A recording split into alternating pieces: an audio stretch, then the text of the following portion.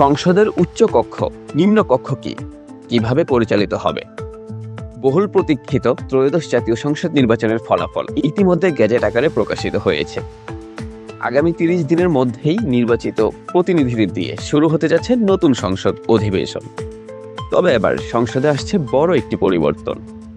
বাংলাদেশে এতদিন ছিল এক কক্ষ বিশিষ্ট সংসদ, কিন্তু এবার প্রথমবারের মতো গঠন হতে যাচ্ছে দুই কক্ষ বিশিষ্ট সংসদ, একটি নিম্নকক্ষ এবং একটি উচ্চকক্ষ। নিম্নকক্ষ গঠিত হবে জনগণের সরাসরি ভোটে নির্বাচিত সংসদ সদস্যদের দিয়ে।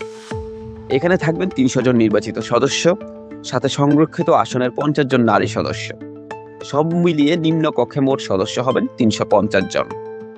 অন্যদিকে উচ্চকক্ষ গঠিত হবে প্রথম সংসদ অধিবেশনের ২১০ দিনের মধ্যে। প্রথম ১৮০ দিন নিম্নকক্ষের সদস্যরা সংবিধান সংস্কারের কাজ সম্পন্ন করবেন।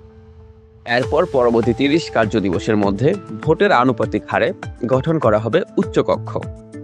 উচ্চকক্ষে মোট সদস্য থাকবেন ১০০ জন। যে দল যত শতাংশ ভোট পাবে তারা তত আসন পাবে। ধরুন কোনো দল যদি ৪০% ভোট পায়, তাহলে তারা উচ্চকক্ষে পাবে ৪০টি আসন। আবার কোনো দল ১% ভোট পেলেও তাদের একজন প্রতিনিধি থাকবে। উচ্চকক্ষের সদস্যরা সরাসরি জনগণের ভোটে নির্বাচিত হতে পারেন। আবার পরোক্ষ নির্বাচন বা মনোনয়ন ব্যবস্থাও থাকতে পারে।